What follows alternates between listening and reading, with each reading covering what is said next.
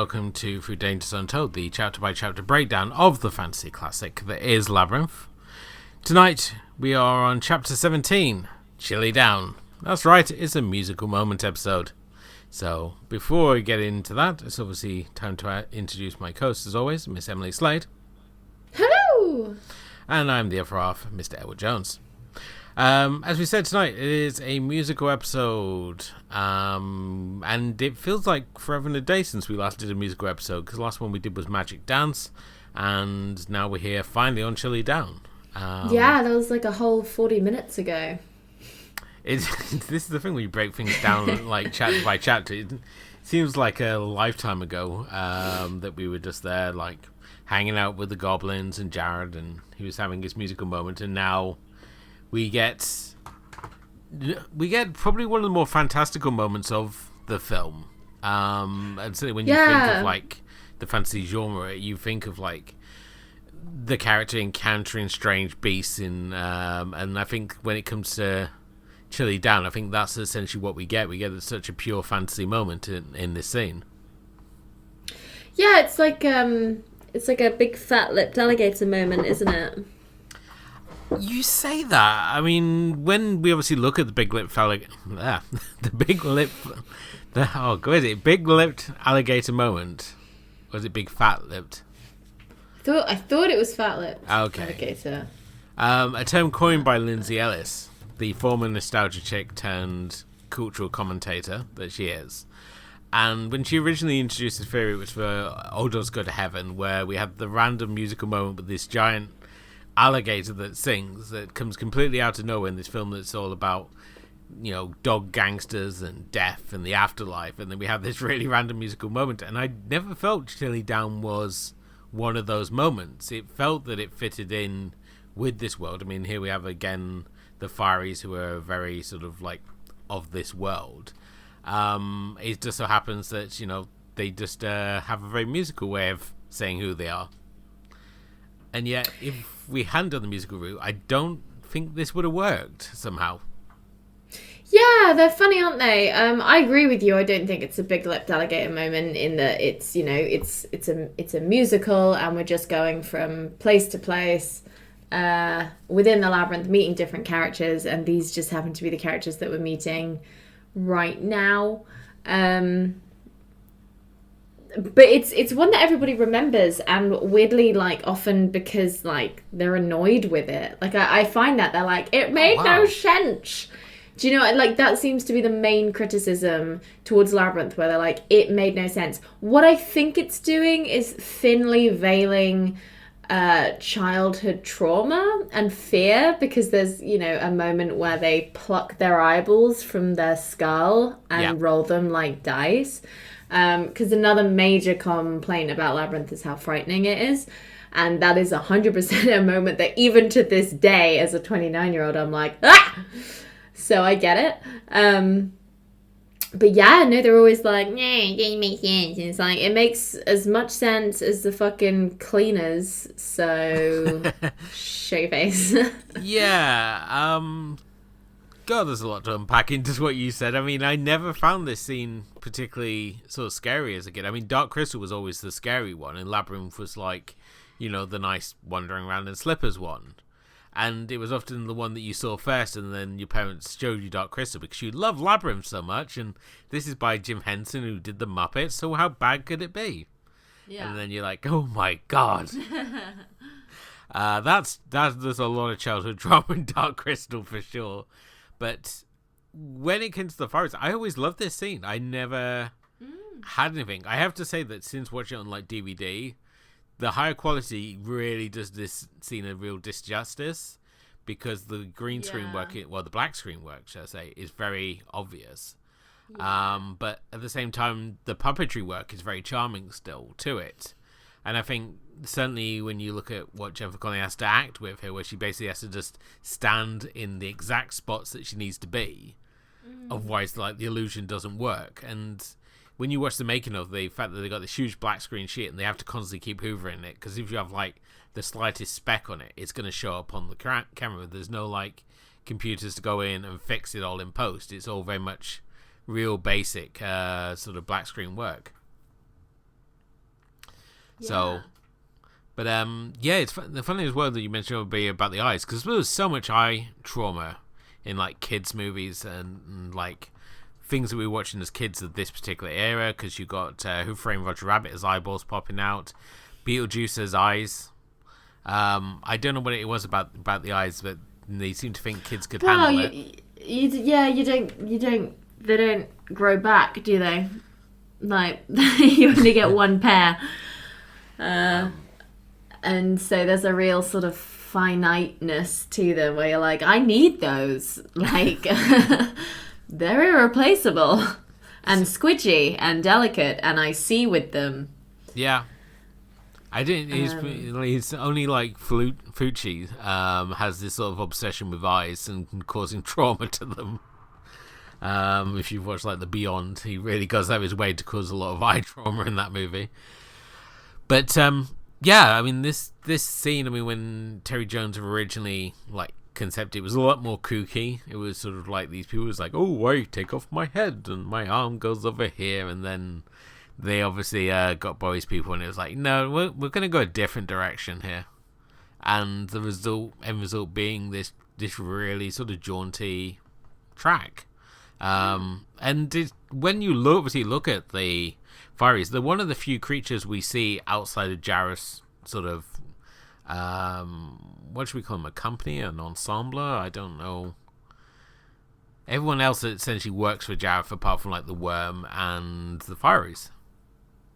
No, I wouldn't say so. I think the only people that work for Jareth are Hoggle, in theory Pseudidamus, but that's debatable. Yeah. And then all of the goblins. Anyone else that lives there is just like chilling. And like I don't think works for Jareth at all. So, and the Fireys are just like members of the Labyrinth. Maybe they live in this forest, maybe they don't. What are you gonna do? Kick us out? We'll throw your head away. Like, they're just kooky and crazy and like living rent free in the forest. They do live rent free, it's true, and in our heads.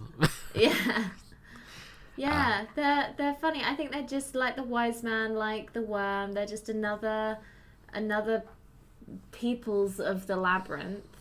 That I think if she'd just chosen the other door, she never would have met them. It literally makes no difference to her journey that she meets them. Like, there's absolutely no consequences to her meeting them, which is possibly why it's often referred to as a big-lipped alligator moment, because there are sort of no repercussions from the moment. But then, you know, as we've said, you can apply that to the whole movie. So the whole movie is a big-lipped alligator moment. So they're a funny one, and I think they're just a really great example of the team being like, let's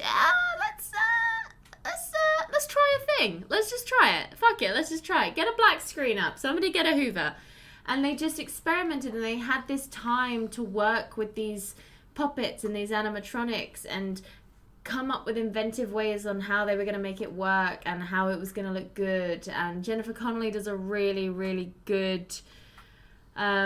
she's a really good go at like interacting with them, and it's, you know, she really does some great puppet acting. It's hard. I had to talk to a puppet the other day. It's bizarre. It's really disconcerting, and she does it really well, and it always makes me laugh at the end of this scene. It's the one moment that I'm like, Jennifer. But she's like 14, so like it's so good still. But you can see that she's like waiting for the rope to be dropped. She's like run to the edge of the forest, and there's like a cliff face, and she's trying to get away, and she's like, she's got nowhere to go. She has to stay on that spot, and there's either a delay or she just didn't quite know what to do. And you can see that the actress is like, she knows that a rope is about to be dropped on her head, and she's just waiting for it to happen. You can like see it in her eyes, because that's the thing with screen acting kids. They see everything, so you gotta think your thoughts out loud. in your head, otherwise the camera will pick it up, and you can see that the actress is like, oh god, any minute, there it is, and she goes back into character again. It's just, I just find it fun, and that's not a complaint, and that's not me coming for Jennifer Connelly. It's an enjoyable moment for me, because that is how I act all of the time on screen. It's so hard. Yeah. With obviously this scene, I mean, just to go back a chapter, when she goes through the door, I constantly find myself looking at the door she comes through to see if the other door's right beside it. Yeah, as if like they both go to the same spot. Yeah, exactly. And Yeah. I can never like 100% sure that I see like both doors there. But it's also interesting the fact that we have this random ass forest in the middle of the labyrinth.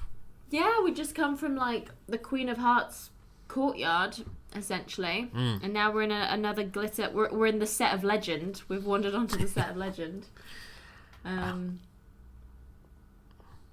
we're only there for like 5 minutes. Yeah, just one We're song. out again. I still have no idea where Ludo goes. Yeah, well, this is the thing. We can assume that the labyrinth is therefore layered, because he goes through a trapdoor, and then, like, spoiler alert, the other two are about to go through a trapdoor, and they all end up in the same place, which indicates that, much like the oubliette, that there's layers. There's, like, pits where things, like, whole stretches of the labyrinth are. And Yeah. is there, like, an elevator where you can go to, like, the ground floor where the Bog of Eternal Stench is, and then you go up one and you're in the Firey's forest, and then you go up another and you're in the Wise Man's courtyard? Like, Maybe they're just like portals that they're going through when they just drop down, because we always see them fall into like that, things. like Escher, like the Escher drawing, the way the Yes. stairs work. That's Yeah, sort I of mean, way it of just like movement. we're in a land where like Actually, logic doesn't really that's a work. really good point. I wouldn't be surprised if, you can easily apply that, because it's a whole part of the labyrinth, that Escher painting, and it's on Sarah's bedroom wall. So for the idea for the labyrinth to work that way physically, and they never really have to explain it, you just sort of take it for granted, and it's only now that I'm like, wait, why do they go beneath to get to the next place? But Yeah, I mean, you just can't see yourself as like constantly moving forward. You don't try and figure out like the architecture of the labyrinth, so to speak, where it's sort of like, oh, if I go through this door, I end up in this location, the same way that when Sarah goes through the wall at the beginning, and she ends up in a completely different part, we don't really sort of question that. We don't think, oh, well, she must have gone down this path and up these stairs and all the rest of this. We just assume, oh, she just goes to this next bit. And I think it's obviously got the advantage of being a kids movie, so people don't really question it. And there are other examples of this, like when you look at The Shining, when you work out the architecture of the rooms, the office that he's in at the beginning is an impossible room because of the path the characters travel later in the film. There'd be no way for that room to exist at any other time. So it depends. I think it's like anything, it depends on how close attention you're paying to it, but I don't think it really sort of detracts from it at all. The sort of like lack of logic, because nothing in the labyrinth runs on logic, and that's why Jareth is able to manipulate it, because he's the all powerful. And we see this obviously when we get to the Escher scene, and the fact that gravity does not affect him at all. Same way for Toby randomly as well. Yeah. But I mean, this scene's a chance for Hoggle to redeem himself. I mean, obviously he ran off at the first sign of Ludo, and now he's come back. And when Sarah goes to hug him, and he's sort of like, no, because he's like, it. I don't know if it's like just saving his own skin there, or yeah, he is, because Jareth has already threatened him. True, that's right, and we're obviously going. He's like, don't you fucking even think about it, because I do not want to go to that place. And it's bizarre that she does. She's not been seen to be and that sort of begs the question: have the Fireys really freaked her out in a way that the others haven't? And to be fair, they did try and literally rip her head off. They did, and it also shows a sort of like it's funny as well when you sort of think about this, because the Fireys are obviously working on their logic where, you can detach your limbs. So now to be faced with someone whose limbs don't detach is sort of strange and fun to them. Or maybe this is their thing. They just find them, so they're just constantly dismantling travelers who go into their lands. Oh my god, can you imagine? There's like a scene where she looks down and she's just like surrounded by the limbs and bones of previous people that have wandered into that section of the labyrinth. And that's why Ludo was like really concerned as they walked through that particular door, because he was like, oh god, this is the place where I come to feast on the remains. Oh my god. I think I credit the scene with why later in life I like gravitated to the work of like Cronenberg and like body horror, because there's so much like introductory body horror here, and like how they start off like, oh, I can stretch my limbs, I can take my head off and roll my eyes like dice, and then it's sort of like they become these amalgamations of each other's bodies. So you've got like the one that's like an ostrich, and then the one that's on like 4 legs, and then at the end you got the head that's on legs. Yeah, the literal like the thing. The thing. Yeah, and it's like, come on. It's like, I'm coming. It can be seen as like imaginative and charming and like a little bit Pink Elephants on Parade. Exactly. But it can also be seen as like Pink Elephants on Parade, which is a nightmare-fueled acid trip. So I get that. I think it is an introduction to body horror. I mean, that fucking Snake Eyes bit, like, it's the way he uses his fingernails and he pokes them into his eyes, and you hear the like as they come out, and you see the hollow blackness that's left behind before he shuts his lids and denies you that terror, but then tosses his eyes onto the ground that then light up red as someone goes, Snake Eyes, which you don't get as a reference when you're 11. Like, unless you've seen Guys and Dolls, like, you've no idea what that's about. And then he, like, tosses them up in the air and tips his head back like he's trying to catch some popcorn. And they pop straight back in. He stares directly back into the camera and just continues singing. And you're just there like, ah! Yeah. Did you notice Kevin Clash's voice work here? No, I didn't. The voice of Elmo, you can see. I'm not sure if he only has like the one voice when it comes to puppetry, but you can hear a slightly deeper pitched Elmo amongst the Firey voices. This is like some of his early work, and I think it was his first project after Sesame Street, because he obviously joined Sesame Street in around 1980, and he did a lot of productions with them, and then I think this was the first project he did out of that, and then he would go on to do like Splinter for Teenage Mutant Ninja Turtles and a few other sort of projects like that, and to his eventual sort of downfall, really, when he got accused of sexual offences against young boys. So yeah, which were never really dealt with. No, it's because of the time that had been passed, and that's why it was sort of like put to one side, and they just sort of like gave the Elmo sort of thing to someone else, because that was the thing. He was the only puppeteer who did Elmo. Once Elmo became the character that we sort of know and kind of love. Before then, he had like a real. Yeah, so you saw his original caveman voice, where he just used to blow things up. Yeah. And I wasn't really sure how the allegations played out. So in my head, he was always just sort of on trial for these horrific allegations. And if they've been dismissed, like...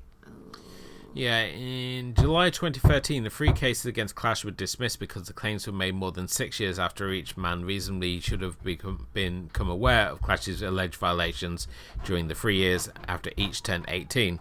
Blah, blah, blah. And then, he just basically just like, oh, we hope he can return to his work. That's pretty much it. That's how it... There was nothing, no further real investigation into it, and it was sort of like left at that, so... I would hope that the people involved found some sort of comfort in knowing that their story had been heard. As always, you've got to side with the victims. But and it's just something that overshadows it now. If the allegations were true, then the man needs to serve a sentence and needs to go on trial for his crimes. Like, it's bizarre that all of these allegations were made, and then it just sort of like, and then nothing happened. It's true. Like, what? But I mean, as we all know, I mean, Hollywood's got this. Well, not just Hollywood. I mean, you can look at the Hong Kong system as well, and many sort of film systems, and this deep-rooted vein of evil and despicable behavior that runs through it. I know when they were showing like they were showing Tarantino around the Shaw Brothers studio, and it's sort of like they showed them the Run Shaw screening room, and then the room to the side where he used to validate the potential starlets, and it's like, and this was like well known in the company, and it's like just played off as this big joke, and it's all like, oh, great guys. But I would hope that with Weinstein especially being, you know, forced to pay for his crimes and that something is changing, but I don't think it is. I think that Hollywood is always going to be this horribly corrupt and disgusting system that it is. So yeah, because think of all the other people that were accused after Weinstein that are not in prison. Yep. But back onto more positive things, because let's not talk about, you know, the real monsters of the world, and instead let's focus on our Fireys. I think, you know, there's an elephant in the room. Like, the puppeteer of Elmo has had these controversies surrounding them, and there's no real sort of answer to what happened. So we can't say for sure whether he is innocent or guilty, and it's just sort of something that needs to be addressed. And it makes things a bit squiffy when you talk about him and his work, because it's like, well, this is, you know, it's an important aspect of who he is, unfortunately. Like, these things do get intrinsically tied in with people's works, which can be a shame, but like, yes, if they are monsters, then we should not worship them. I still have trouble with, like, when I watch the new Muppets and all the Muppets have got the wrong voices. And I think that also really find it really jarring. Like when you watch Simpsons now, because they had the big recasting of everyone, and they didn't even bother to make characters sound alike. They just recast them with like ethnically appropriate actors, and just like said, oh, just do whatever voice you want. And now we've just got like the likes of Carl and Dr. Hibbert who just sound completely wrong, and it's like you just make no effort to make them sound the same. Because they're not white people anymore. I know, this is the price you have to pay. Well, do we phrase it as a price you have to pay, or is it, you know, the correct thing that should have happened from the start? I feel that it's a very tricky situation. I mean, as well, the fact that these characters were well-rounded, they weren't stereotypes, as was the original issue with Apu. Yeah, Apu was a massive stereotype originally, and then over the years they've like developed and fleshed that character out so that he's like, you know, a valued friend, as they reference on the show itself. But yeah, in the same way that like anyone in a sitcom that gets reset at the beginning of every episode can be fleshed out. Do you know what I mean? Like, it's not true character development. They don't grow like you would on, like, you know, a Netflix limited series. I know what you're saying. But I think this is the thing, you've got to attach these characters so you believe they're real, and that the adventures, everything that happens on the show is this experience that develops them as a person. So yeah, even when you don't actually see that in the character's behaviour. No, otherwise the sitcom exactly. wouldn't happen, because they have to make the same mistakes over and over again for the jokes to happen. So no, I think it's I remember being shocked when even shows as recent as BoJack Horseman and Big Mouth, when I found out who was playing these characters, and being, you know, much, you know, badly, I remember being like, I love those actresses, and part of me was like, that's weird, like, they are white, why are they voicing them? That's weird, but I really love Jenny Slate, so I'll let it slide. And clearly that's what everybody did, and like, we shouldn't have done, and it is changing now for the better. And hopefully these people can also get in the writer's room and start fleshing out the characters from the word go as well. Oh. Because that's what needs to happen. But looking at the Fireys, I mean, yes, I mean, they're obviously these random characters. They're also one of the few characters who aren't uniformed. When we look at many of like the Goblin, the army, they're just sort of like the very sort of similar looking characters. They, depending on which unit or what rank that they have, they look very sort of similar. But with the Fireys, you've got I wouldn't say 5-6 characters who look very different to each other. And at the same time, when you look at the whole musical sequence here, compare it to like Magic Dance. I mean, obviously Magic Dance is a much more bigger sort of scale thing because of the amount of puppets on set. Here we only have like 6 puppets, but like the way they dance and stuff is so uniformed and like together. It's fascinating to watch when you have like they hit that first chorus and they got these like unified movements and you think that's just like a group of puppeteers. We're talking about 3 puppeteers at least per puppet, and they're somehow doing this all in sync. It's one thing if you had like just 6 puppeteers doing it, but to have like 3 times the amount of puppeteers and doing it so spot on, much less having to work around a human actor who, to her credit, doesn't have to do much, just like not get in the way. She does some good reactions. She does do good reactions, yes. I love her line read. Again, she just has these really great line reads where like anyone else would have said it's so flat and boring.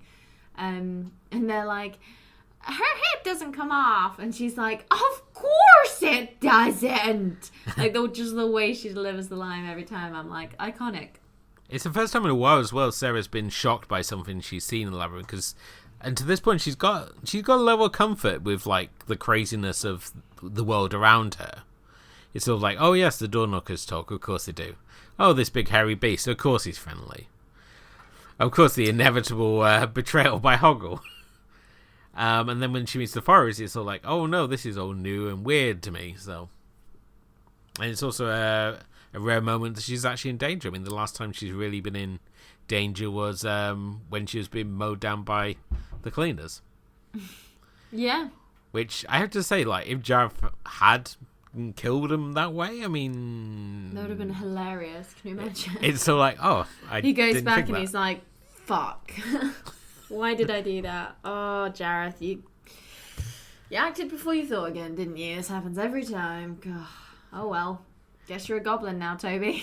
And then he goes back to his scroll and is like, okay, now girl 28, what's she up to? Christ. Could you go and imagine that, you know, this plan is too well prepared to think that this is the first time he's done. Yeah, it's true. Like, you think that someone has this level of seduction flair. For the people that want to push the romance angle. I know that Jareth just thought of nothing but Sarah, and she's his one true OTP. You know? But no, yeah, he probably has a list of teenagers. Fuck. Maybe he's got like different labyrinths for them all. My God, that is like a business. It's all like, but you know what I mean? He's a creature of magic and myth. I mean, he can just create things. Yeah. I don't know. Maybe that's the same. Maybe there's a whole like bunch of different labyrinths that we could have seen, depending on the personalities. He's obviously crafted this one because of Sarah's love of the fantasy. Oh my God, what a hobby to like look at a girl's bedroom and then design an entire labyrinth. I mean, move aside Beast in your fucking library. Like, that man studied my hobbies and created an entire living organism maze around my interests. That is romantic as hell. I'd say for yourself it would be pretty easy, wouldn't it? Be like, oh, we just wheel out the Sarah labyrinth again. So yeah, another teenage girl, just bring her in the Sarah labyrinth. She'll find something in there that she enjoys. Teenage girls, am I right? They're all the same. You said it, not me. I said it with a massive tongue in my cheek. They are incredibly complex and all different and blah blah blah. We know this. Yeah, you know you're smart people. You know you manage to get yourself dressed and sort your hair product and everything else by yourselves. You know, you're hip people because you listen to this show. So talk about the other idiots. You know.